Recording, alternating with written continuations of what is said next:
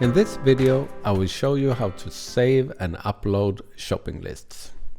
You can save your current shopping list in your cart by clicking the Download Cart button and choose between CSV or Excel format here. Once downloaded, you can store the file and reuse it later by uploading the shopping list here. In the saved file, you'll find your order details, including article numbers, quantities, and more. Another way to save your shopping list is by creating a quote.